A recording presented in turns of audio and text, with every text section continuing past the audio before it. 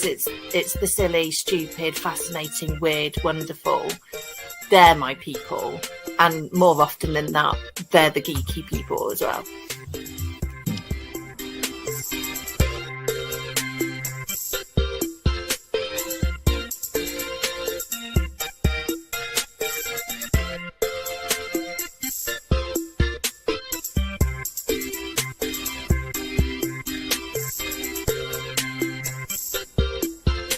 I mentioned Betamax. For anybody older, that's the old version of a video cassette. Video cassette is an old version of a DVD. A DVD is not set in the cloud.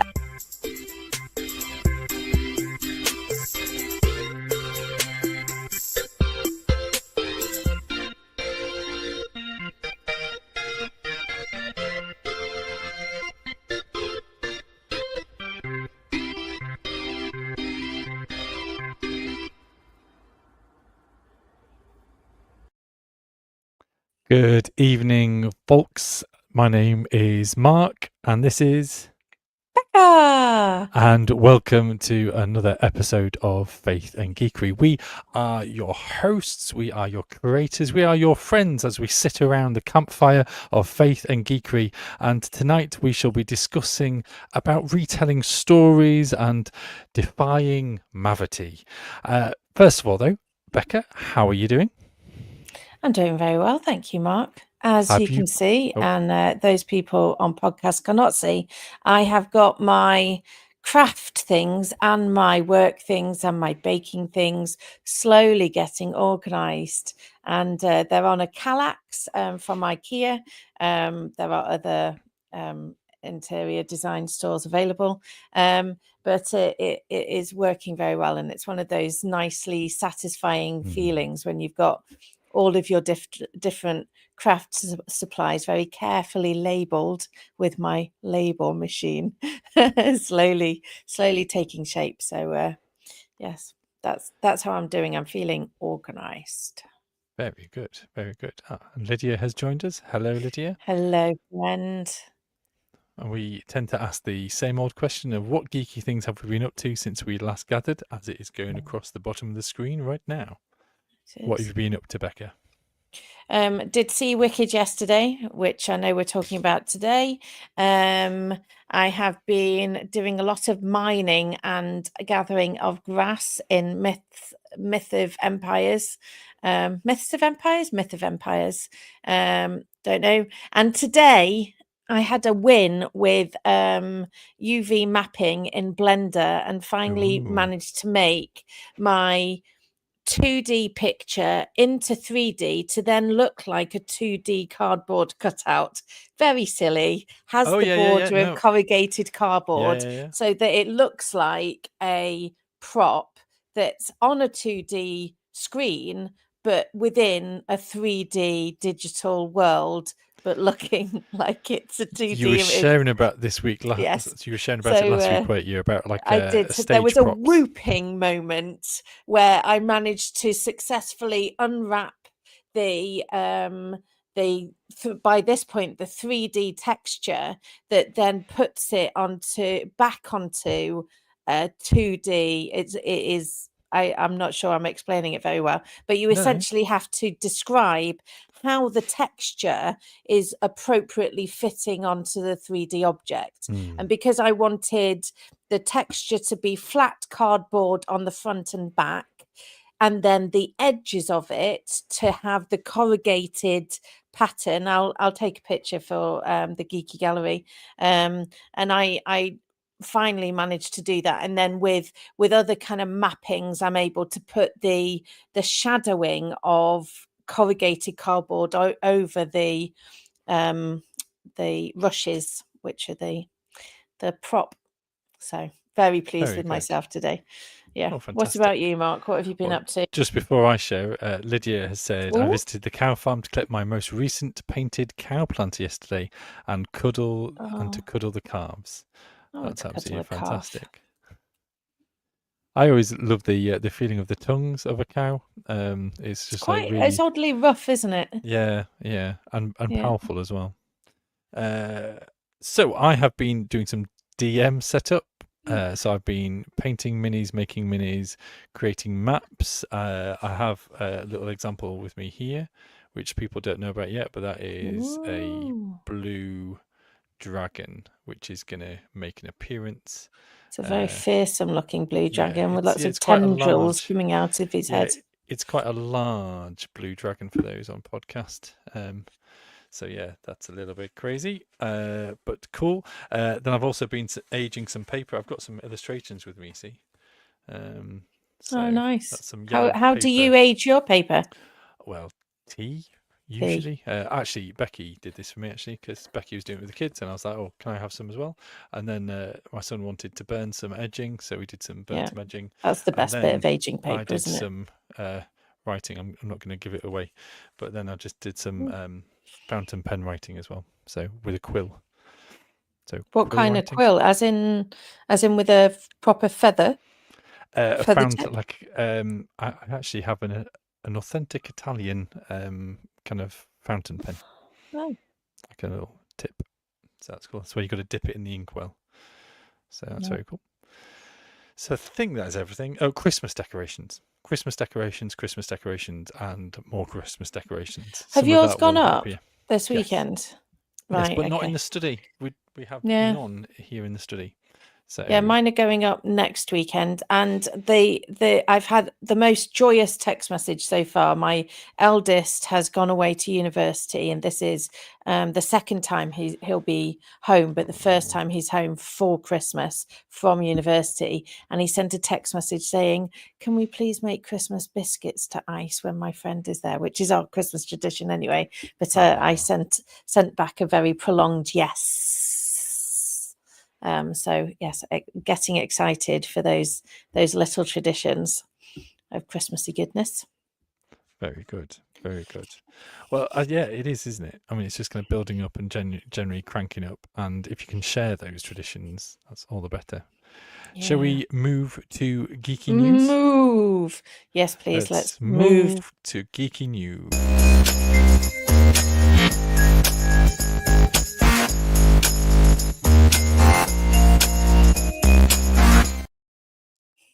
In geeky news tonight, starts off with Attic 24 crochet blanket has been released today. That's the 3rd of December, and the crochet along starts Friday the 10th of January.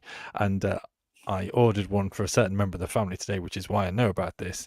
And this morning there are 1,000 in stock. By this afternoon, they were down to 500 in stock. So these are selling quickly. I think it's really exciting to kind of have the culture of the crochet along and kind of keeps you accountable as you go along. Also in the news, Pamela Hayden, who was the voice, or who is currently the voice for Milhouse from The Simpsons, will retire at the end of this season of The Simpsons. A Barry Island hotel has changed its name to What to Care In to celebrate the final Gavin and Stacey episode airing on Christmas Day. And then kind of, Netflix news. Enola Holmes 3 has been confirmed and will be filming in early 2025. Thought the first two were actually fab. And then there are a number of sequels on the cards, including Toy Story 5, Super Mario Bros. 2, Frozen 3, and Shrek 5 have all been confirmed by whoever they are. And I think that is the end of Geeky News.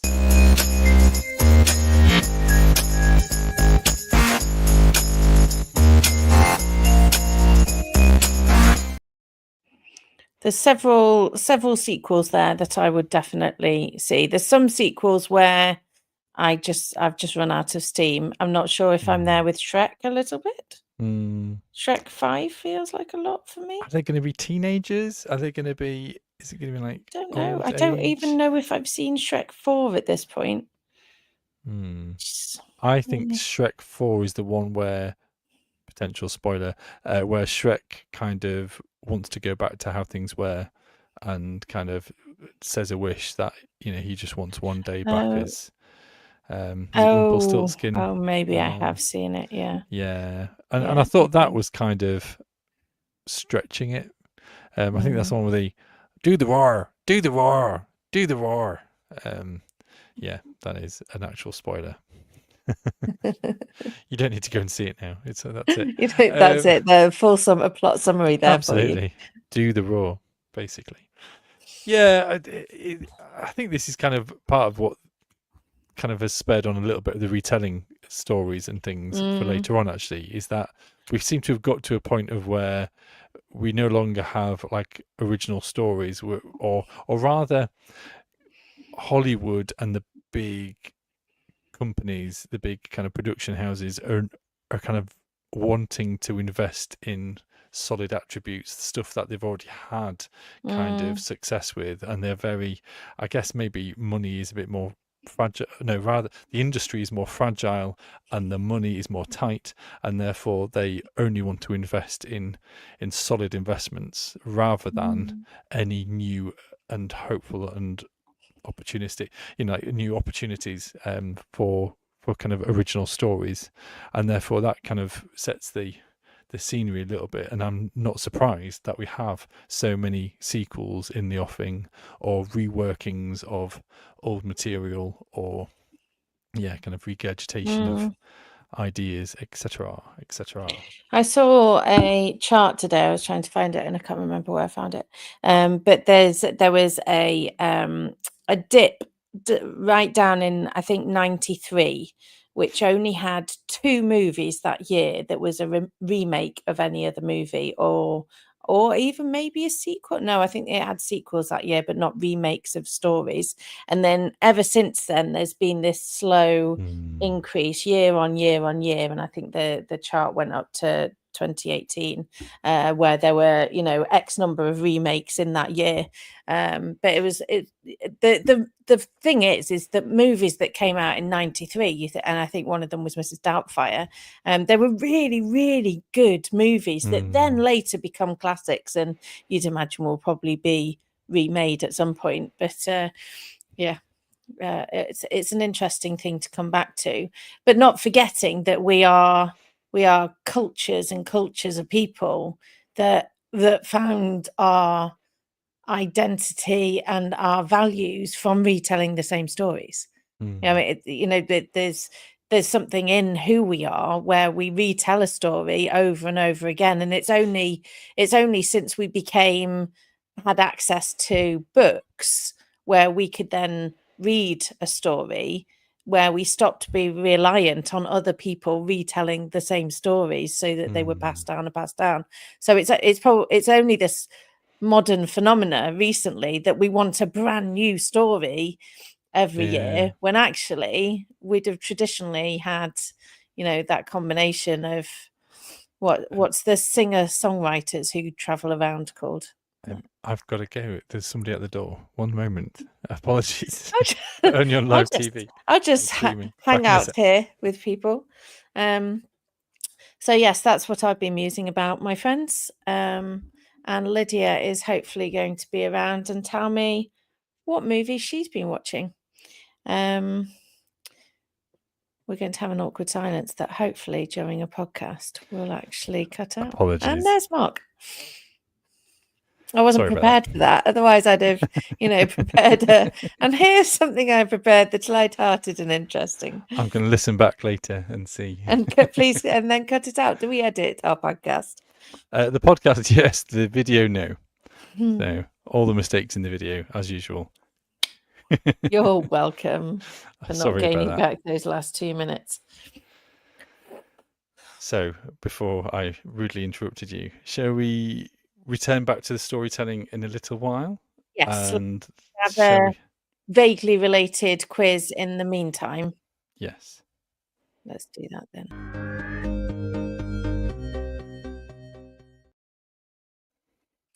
Okay.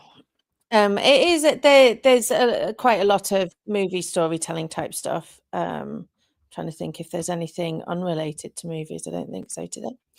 Okay. Question number 1. What do Rosencrantz and Guildenstern Are Dead and 10 Things I Hate About You have in common? I'm going to guess this one. So what do Rosencrantz and Guildenstern Are Dead and 10 Things I Hate About You have in common? They're both very long titles, I realise, as I say them out loud. Number 2, what is the highest grossing box office film of all time? Say that again. What is the highest grossing box office film of all? I don't know when this fact was pulled, so there might be subsequent ones, which isn't very helpful. I'm not sure if I'm not sure if I've got this right or completely off the wrong track due to the whole grossing. I feel as if it should be something else, but I'm going to put one in as a reserve. Question number 3. According to the Guinness Book of Records, who is the most portrayed character of all time? Oh, well done on that question. I feel as if I've had it before somewhere. Now, I'm going to talk through. I'm wondering if it's somebody profound or like somebody kind of relative like God, or if it's something like sci-fi. Oh, Do you want fictional character? Will that make it easier? no. Mhm.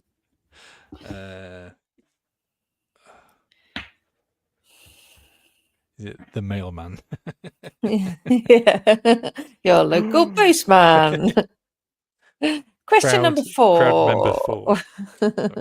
Carry on. How many Steven Spielberg films has Tom Hanks starred in? Oh my gosh! I mean, to be honest, I thought the first question was going to be how many Steven Spielberg movies are there? Full stop. Just tell me. Full stop. Oh, well, there's at least that one, and then maybe that one.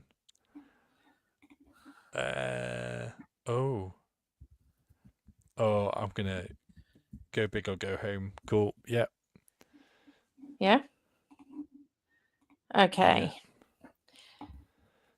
And final question. Who directed the 2019 Aladdin live action reboot? Oh, you could have asked me a number of questions, but the Aladdin remake, it was awful. One second. I did not enjoy it. No, I'm just trying to think of a humorous director, but I can't even think of that. It's kind of humorous who directed it, considering what other films he has previously directed. Yeah, okay. I'm just going to quickly Google. That's not how we play the quiz. No. One second. It's not for the answer. I'm just going for... What's his name? That's it, yep. I'll go for that one. Did you just search up directors' names? Yeah. What was your Google search then? Transformers. Transformers. Okay, yeah. Right. By the way, Lydia has kind of commented a couple of bits and pieces. It was funny.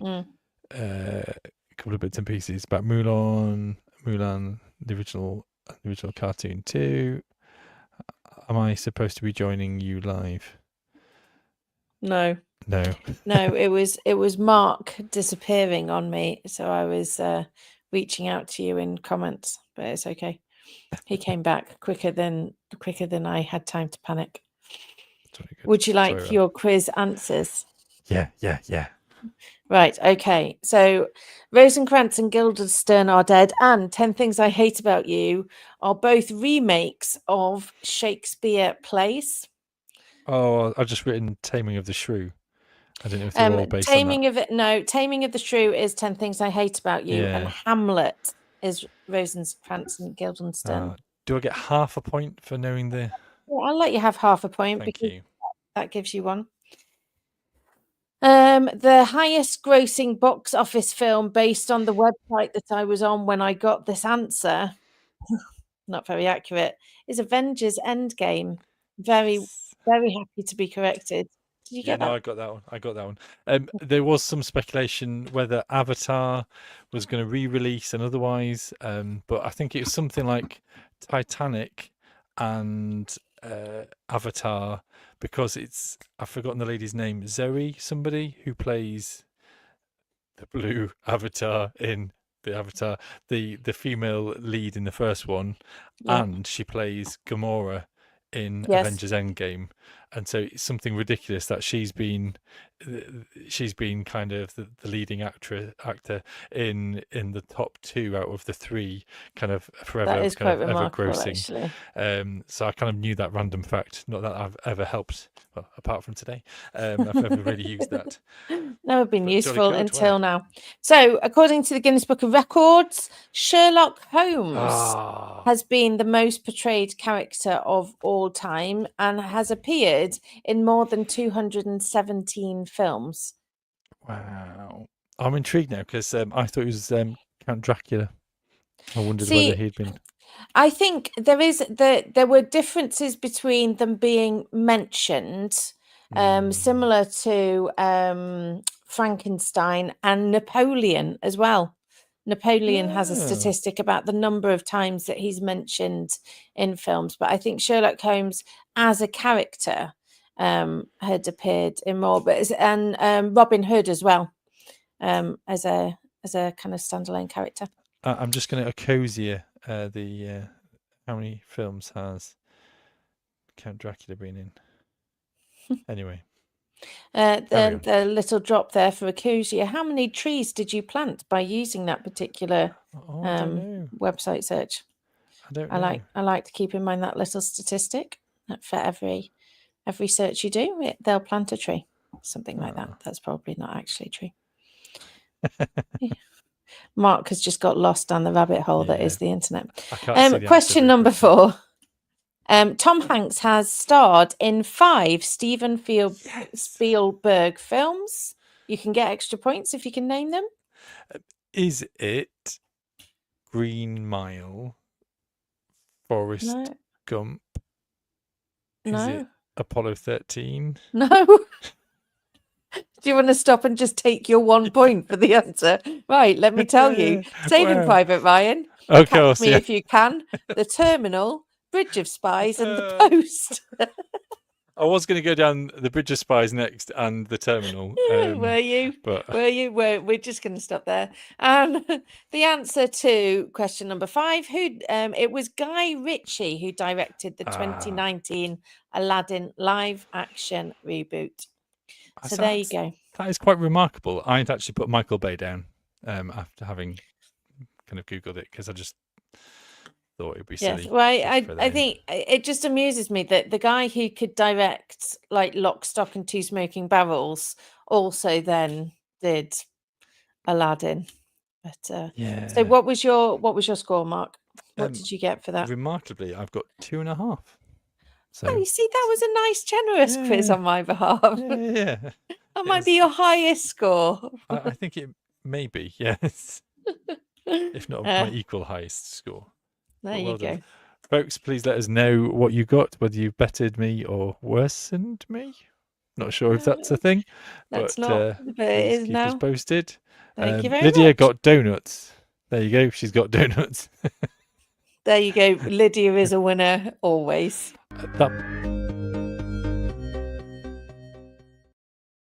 That may have been a reference to Zero, I'm guessing, or she just has donuts. So either way, you're One's a winner, a brag, Lydia. one is less of a brag.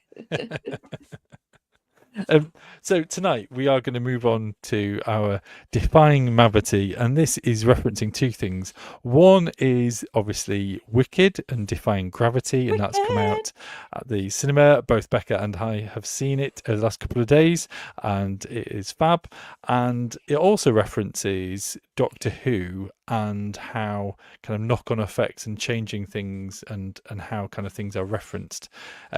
So kind of taking both of those with a pinch of salt, but talking about retelling stories, or telling stories with a different twist, with a different angle. I remember kind of university days, kind of watching Princess Bride, and that was kind of really kind of a big moment for me, of watching the usual kind of tropes of kind of the hero going to rescue the princess, and it just kind of thrown it on its head, and I think it also kind of recognises one of the first postmodern retelling of kind of a traditional fairy tale, and just how kind of we kind of come across these recent reinventions or retelling of stories. And I kind of found Wicked interesting because, and I've got to put my hand up here, that I've watched it at the theatre, gosh, it must be 10 years ago or however many years ago, and kind of enjoyed it, forgot about it. As this was coming onto the cinema, Becky and I were having a conversation about Wicked, and I kind of went, oh, it's just so unrememberable. It was rubbish. It was a rubbish storyline. And genuinely, I kind of went, Cats, Cats, Wicked, and We Will Rock You, all rubbish. And it was only kind of once I'd been to the cinema again and rewatched it, I did kind of have to turn around to Becky and kind of go, I'll take it back. I was wrong completely and utterly, because Wicked has got a lot of stuff going on. I'm trying to say this without leaving any spoilers either. Yeah. But I was suddenly hit with this twist on The Wizard of Oz by Frank L. Baum, which I remember the first film. I remember the second film in the 80s, The Return to Oz, which is based on one of Frank Baum's other Dorothy books. And so I was always a big fan of the first two, as it were. And then I always kind of took the mickey to say that Wicked was a Greenwich propaganda movie, to try and kind of get you to kind of fight for the evil person rather than kind of Dorothy and otherwise. But once I kind of started going down that rabbit hole, discovering that actually the original film takes a lot of liberties from Frank L. Baum's book, is that the slippers were never red, ruby slippers. They are meant to be silver. And there's little kind of twists here and there. We're kind of going, oh, actually, what should I be believing in? And obviously this is a rework of it. This is kind of a reinvention of source material. But I'm also kind of struck by things like The Night Watch, where there was a TV series recreated with the inspiration of Discworld, but they kind of made it very punk, and it bombed. It didn't do well at all, and it was I think it was like BBC America had kind of redone it, and the characters were brilliant, but the writing was shocking, and it was such a chasm away from the original material that it was almost offensive. It was just so badly done. And so all of that together in my head kind of got me thinking about this kind of the way that we retell stories, and especially in this kind of culture at the moment of, and as we hit upon earlier, about we're in a place where kind of production companies and directors and these kind of big studios want to kind of put their eggs in safe material.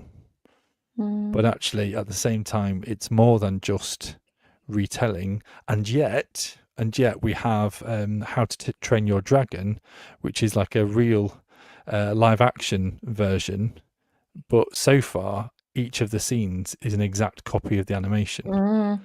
And I just find that really intriguing, that actually going, oh yeah, that's a safe bet, but actually we're not going to tweak it. We're just gonna copy it. And so I find that this is a real interesting place that we are in. And actually, is it a good thing about retelling stories or not? There is also this other element about the Mavity thing, about retelling stories within the movies. And in a moment, I'm going to shut up. But basically, it's things such as, and here's some examples of films that have tweaked things, usually in a sequel to the original. So Highlander 1 and Highlander 2, they changed the origin story of where Highlanders come from.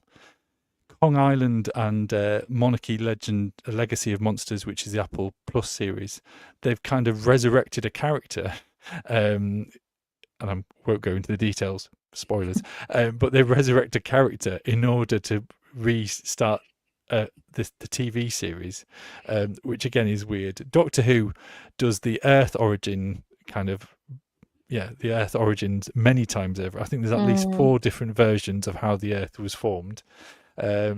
Clue, this is a slight departure. But in the theatre, Clue has 3 separate theatrical endings with Tim Curry kind of doing, and so that's really fascinating of how they don't even side with a final one. Kingsmen get rid of one character, they resurrect him again, or basically. Star Wars Episode 9 again, resurrection. Blade, resurrection again. Transformers, I mean, a lot of it again is that bio, the kind of the genesis of when did the Transformers actually come to the earth? Because the first film says one thing, the second film says another, the third film says another again, and even Ghostbusters 1 and 2 have a little bit of tweaks endings and otherwise, and again it's all these kind of films where we have these films that end with people riding off into the sunset, and then in order to make a sequel, they dash the happy ending in order to restart the fire or rekindle stuff. So that is my kind of gambit. That is kind of my blurb of. I think there's something very interesting where we are at the moment with retelling stories and the nature of studio and otherwise. But actually, is there something here a bit deeper, as you kind of touched upon earlier, Becca, about the power in stories and retelling? And actually, is this something that we're approaching?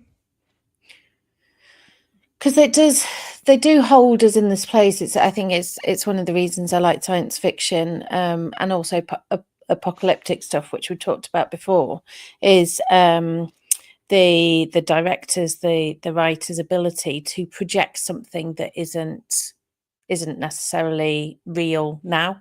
It's why I think Black Mirror cuts straight to the core, that it gives you a projected story of this is roughly where we are now, and it wouldn't take very much for us to be in a very different imagined world. And I think that this is the weight that, and I think this might be one of the reasons it makes me a little nervous that we're not necessarily being bold in our storytelling, where we are retelling fairy tales and doing almost carbon copies just with new technology in order to retell past story rather than be brave and imagine something new. And I think what we need at the moment are new stories, or at least the flip, the what happens with Wicked, where there's nuance to a story, that it's not just good and evil. And for me, Dumbledore does it as a character is give permission to have both darkness and light, to be good and evil simultaneously. And I had a great conversation this weekend while we were driving over the Peak District, that wisdom is not the absence of messiness. It's knowing where to go with your mess, and how to channel your mess, and how to process the bits that you're not quite ready to air out in the world, and that hopefully the wisest people are still people that are grappling with the hard stories, the hard decisions, the hard perfect lines to say, and when we get a perfectly delivered movie script where someone delivers a line where they just ooze with wisdom and sureness and confidence, actually there's a heck of a lot of thinking and thought that's gone in the background where people have not said the right things, and they've learned from that. So I'm sure I started somewhere on the right path of this conversation. I've lost my way. No, I think it's fascinating, especially with that kind of ambiguity. And I think Wicked does it very well, is that it flips everything over on its side completely and utterly. The bad is good, the good is bad. And it would be very interesting to see this actually much more ambiguous, much more shades of grey than green to pink, or pink to green. As in the case of Ariana Grande, shades of pink, where you're just waiting to really, really like her. Yeah. but the glimpses of the bits that I like, where she is vulnerable or open or rectifies a mistake, are kind of few and far between. Mm. The brittleness of her facade of perfection and ambition that you're and you know, we came out of that and kind of had a discussion about why we didn't fully take to her. And I don't think it was a failing on her part as an actress. Oh, I no, think not it at all. was the intelligence of her being able to hold as you know, and I've seen her in all sorts of lovely things, and she is invariably quite adorable. She's quite adorable as someone being interviewed, but as Glinda, her that ambition and that I don't know how else to say it other than that brittleness, that very shallow thin layer of what she's put up in front is just so, it's so recognizable. The ambition of it, the perfectionist nature of it, the how quick she is to turn away from friends if it doesn't serve her purpose. She is both adorable and vastly unlikable. And for me, that's a great character because she gives you permission to not fully fall in love with her because she's also flawed and in the middle of a very, very beautiful set that has had so much thought gone into it, and the incredible costuming, which is just, it's just to die for. I absolutely love the costumes. The nuance of the characters through that, amid some incredibly powerful songs and some beautiful choreography, they still made really human characters that could be both and, that could be people that lost their temper and weren't in control and were flawed, in order to make this. It's not a black and white movie. It's a pink and green one. Absolutely. And I think this is kind of speaks into the fact that when you've got good source material, when you've got something that's been on Broadway and countless theatrical releases, you know, that you should be in safe hands, and therefore they can have the confidence to put money into the budget to get kind of the A-list stars to come in and do it well. And I've delved into TikTok with various kind of other musical theatre giving kind of kudos to Wicked and redoing the dance numbers in like as I'm just trying to think kind of Rocky Horror Show and things like this, and it's just lovely. It's just fantastic to see them kind of, you know, giving them a thumbs up. But and again, it would be weird though, wouldn't it, if you wouldn't be able to portray Glinda in Shades of Grey, would you though, with the same kind of emphasis? Kind of semi-popular doesn't really work so much, does it? Oh, vaguely popular. Just a little bit mediocre. But I don't know. Sorry, maybe that's just for a cheap but shot. I think, but I mean, yeah, the kind of the foreshadowing of that song of them, what's going to come in part 2. There's truth in what she's saying. She's not wrong in saying that people who have held power did so not because of their great intellect, but because they managed to become popular enough. Hitler was popular.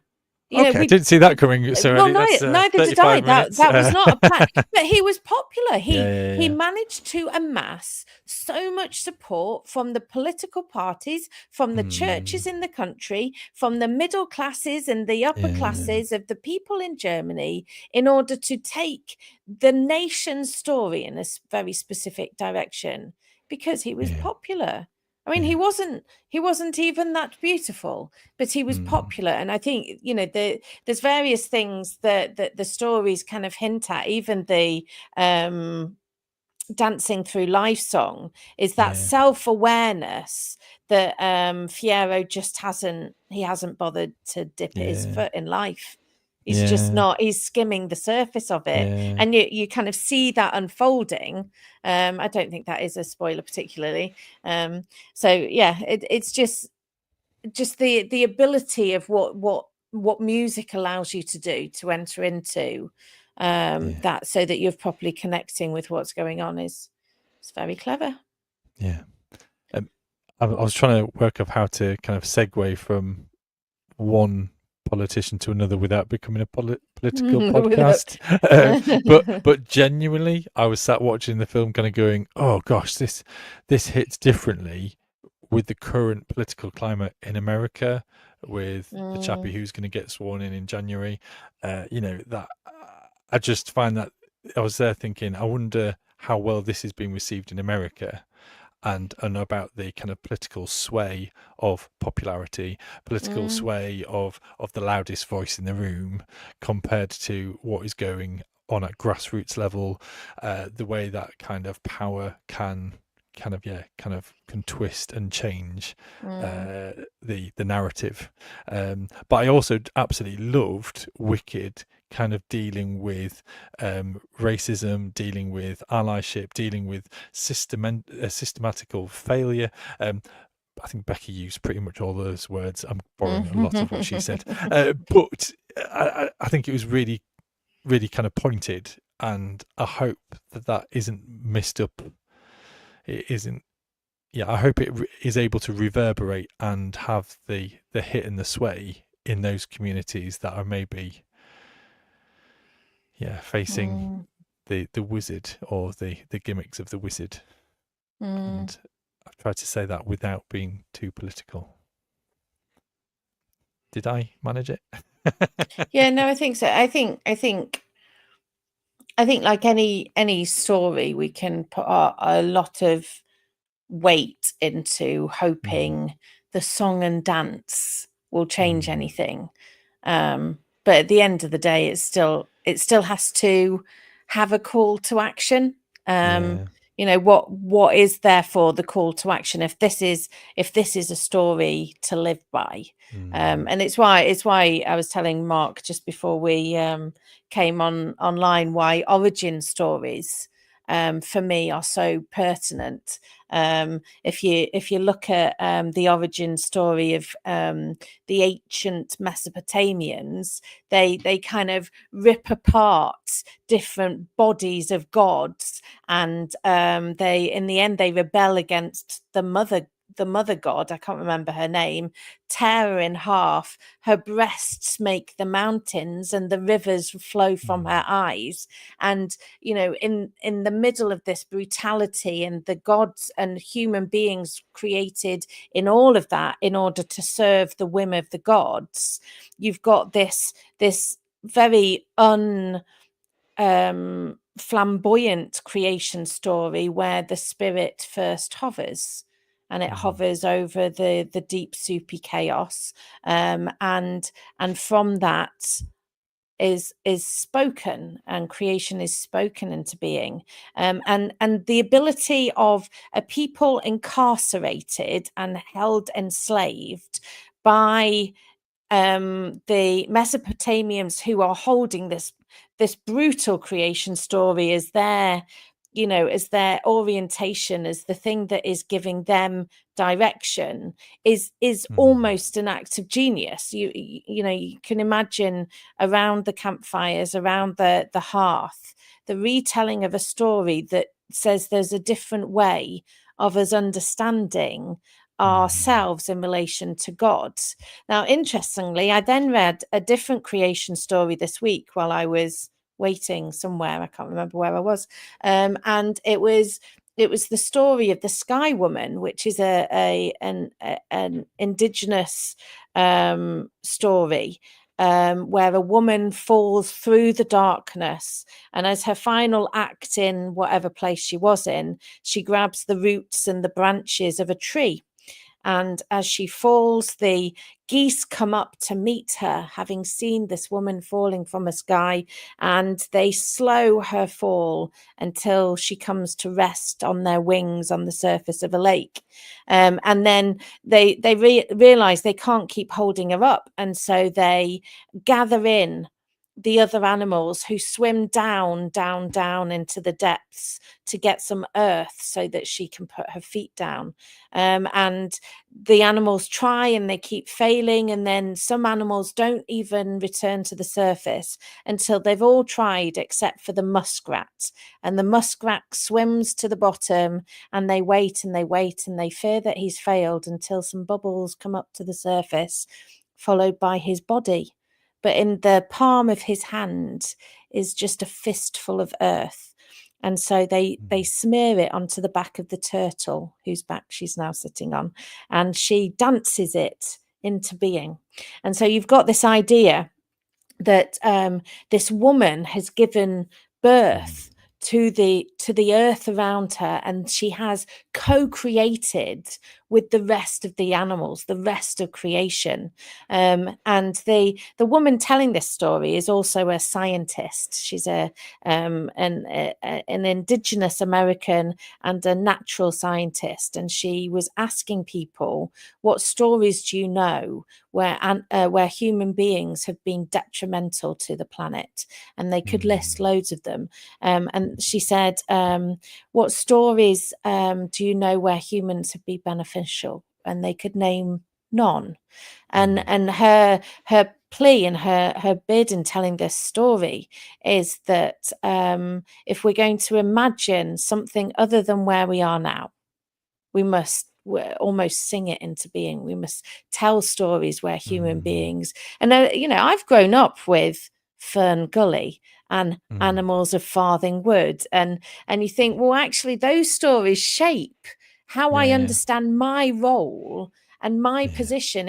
If life isn't about just good and evil, but about the choices I make and the side I stand with, then it matters what stories I'm listening to and retelling. And I think that's the same for the creation story, because even that gentle creation story that was resistant to the Mesopotamians, it still resulted in a woman eating from a tree, and there's an echo of that woman falling and holding that from the tree and being barred from the garden and kicked out into the wilderness in order to fend for herself with her partner. And I think, that it kind of leads us then into, well, what is our role? If our role is dominion and power, we tell very different stories than if our role is co-creation and co-production. And we choose what stories we tell. We choose what stories we honor and what songs we go on to sing. And I think it's worth paying attention to what those stories are, even if it's a retelling. I think one of the most retold is the Christmas Carol.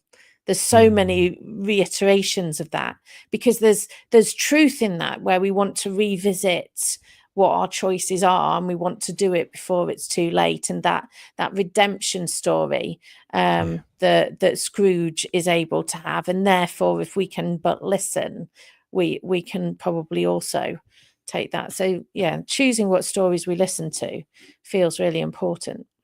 I think when you said about kind of creation there as well, it's interesting that if we take kind of deity, and whether you believe it or not, kind of about creation stories, there's multiple in the Bible, there's multiple in Doctor Who even, that if you take deity out of the earth, out of the soil, out of the water, out of the sky, then it becomes kind of just plainer. There's less kind of awe, less holiness, less kind of it becomes less of treasure and more of kind of capital. Do you know what I mean? It's something that can be owned and grabbed onto, and it's mine and it's not yours. Whereas actually, if you have a creator throughout, if you have divinity at work, then actually it changes the perspective of how you engage with the creation, how you engage with possessions.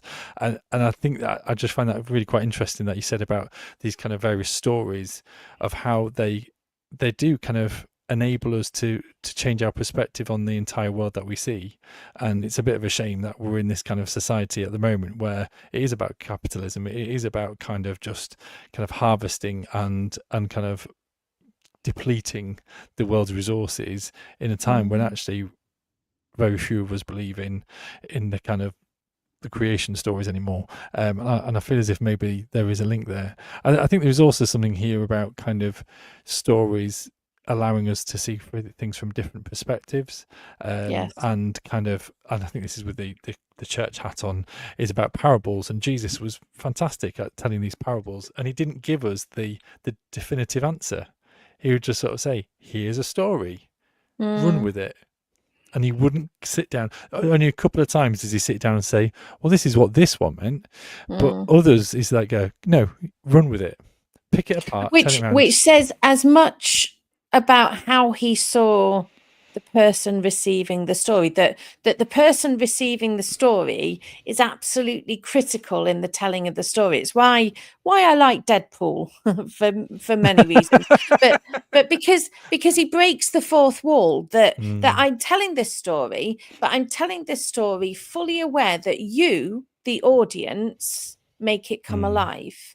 That I could unpack this and explain it to you, but actually you won't take ownership of it. It's why, you could have a gazillion stories with deities in, but not all of the outcomes, like with the Mesopotamians, not all the outcomes fare well for creation or humanity. What it looks like is, dominion in order to rule, as opposed to co-creation and co-production and the nurturing and stewardship side. So I think it's the knowing you as a person hearing a story has a choice.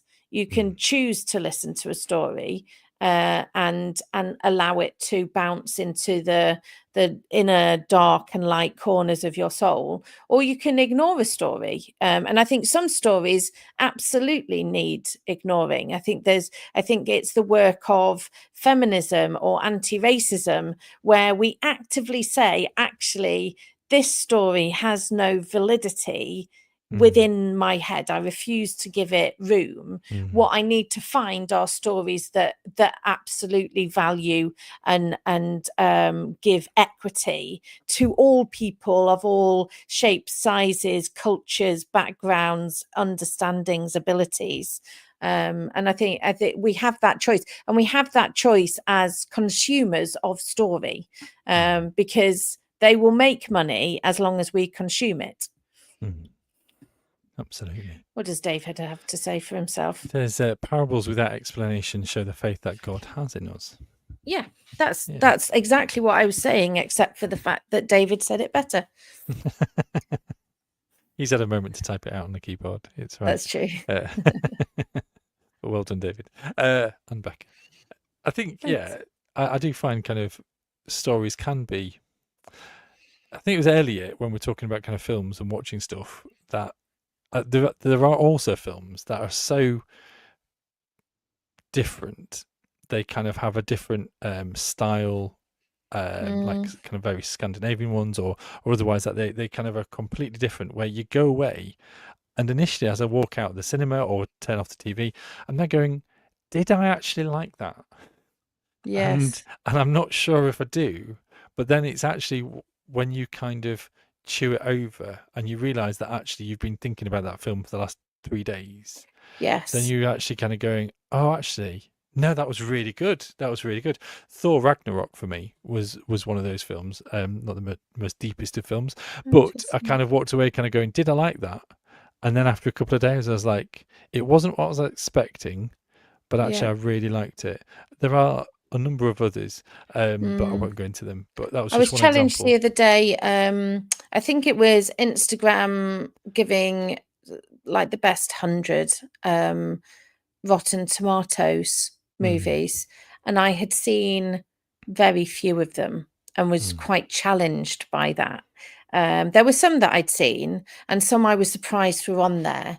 But what that said to me is, for the past decade, I have been consuming the easy listening stories that don't actually make me that uncomfortable. And it reminds me of when we had younger children and our friends lived very close by. We intentionally watched some films that were more difficult to watch or more uncomfortable, and I can't say I watched them without a phone in my hand.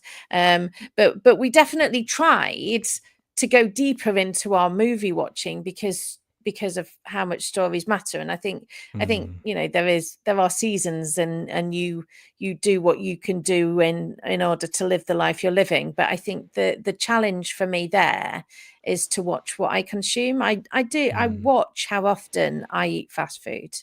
I do watch how often I eat fast food. I watch what chemicals I put near my body. I'm not necessarily as careful with what I consume for my brain. And I think that's just something that is kind of churning up within me at the moment. Is what do I need to do to be braver with the stories I consume? And I think some of it will be just consume less Instagram, less mindless movies, just to give the space for maybe other stories and other things to weave their way through from different platforms. So ban the algorithms. That's what I say. Very good. Resistance. Good. On that bombshell. There you go. Becca's coming off TikTok. Yeah, but well done for kind of bringing us to like a nice end to that segment. We're going to come to our geeky gallery as we think about things that we're no longer going to get involved with or engage with on screen. Hopefully it'll give us more time for hobbies and bits and pieces. Hobbies. So we come to geeky gallery, and first of all we're going to touch upon a few things. I think it's the first time that we're referencing back from last week. So this is kind of Tom's.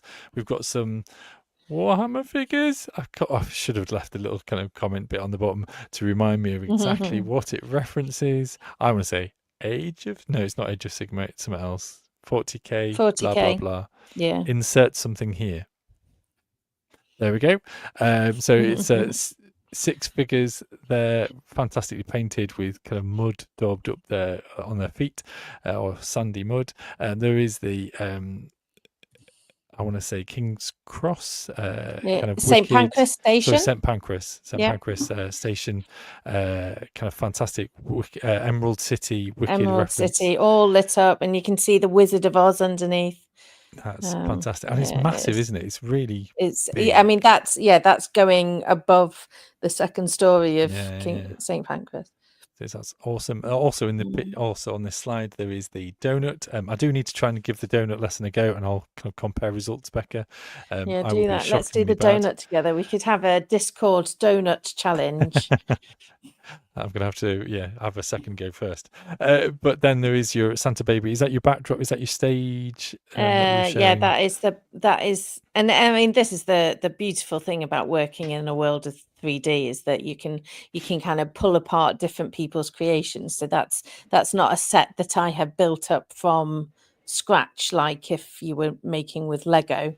It's kind of a hodgepodge of different pieces that I've moved around in order to create a set that will then dance in the middle of. So fantastic. To Santa Baby by who is it? I can't remember the name.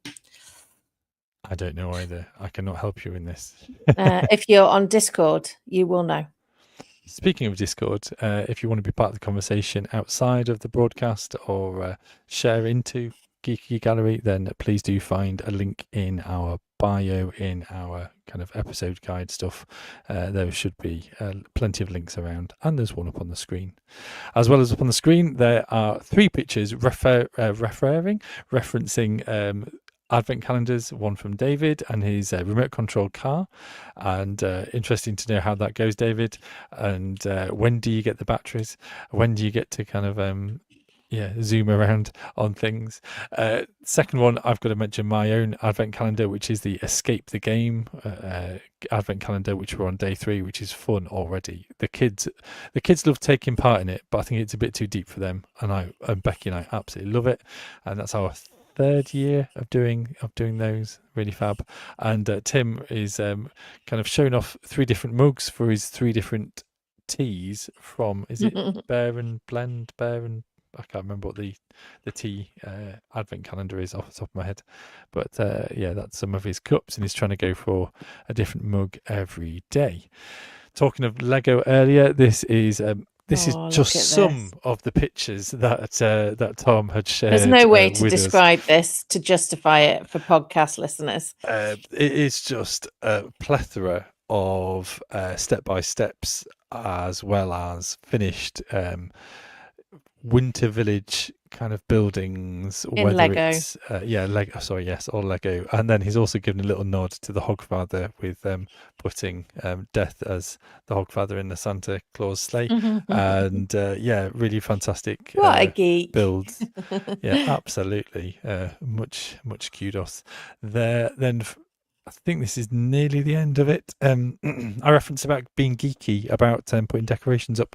So there's a couple of mine here about Nice. one of my hacks that I learned a few years back is putting your light around like a large tub, and then putting your power adapter and the end into the tub, putting the lid on top, and then wrapping or having the wires wrapped around it, then putting those bits in, and it makes it much easier to come off the reel the following year. I also write notes to myself to remind myself of what things worked, what things didn't, and I've benefited for the last few years. I like to put mine away as though next year I'm unwrapping them as gifts to myself again. So I then have that reopening of, thank you myself for such lovely wrapping. Well, we'll leave a little note next time because it's really nice to kind of go. I might leave it, yes. Yeah.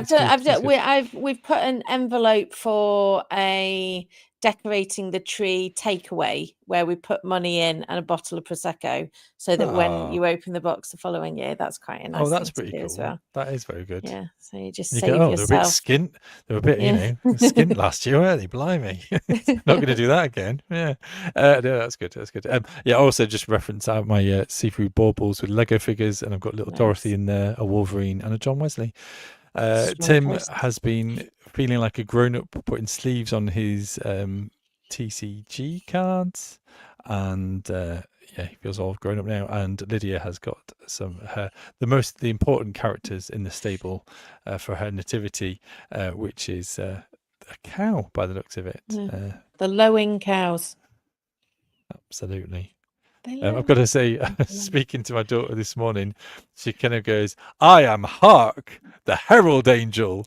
We're like going, "What do you mean, Hark?" So yeah, I'm Hark. I'm the most important one. We're like, no, that's the declaration. And she's like, "What do you mean? What do you mean?" What is it? She's like, "No, I'm Hark." Oh, you need a new pet, and that pet shall be called Hark. But I just quite like that. It's like, yeah, that's I'm right. Hark, Yeah, the Herald Angel. And that is the end of Geeky Gallery. Fabulous. That was a good showing, people. Is there anything left to say, comment on, or otherwise, Becca? I don't think so. What are we doing next week, Mark? Next week is going to be our Christmas specials. And so everything's special about Christmas, and referencing Christmas special TV shows and otherwise, or the things that we do special for Christmas. So, folks, if you are putting your decorations up and things is it the Radio Times of Faith and Geekery? Yeah, I think so. But then the following week is going to be our last one of the year, and that'll be our Christmas party with maybe a longer quiz, more people on the screen. And folks, if you've not been on before, or if you kind of got something to share, and if you have a festive jumper or top, then I think that is going to have to be headband. Yeah, I think the whole kind of getting festive has to be mandatory in the fortnight's time. So that will be our Christmas party, and that isn't a review or a political party. That is letting our hair down and having some nibbles out in front.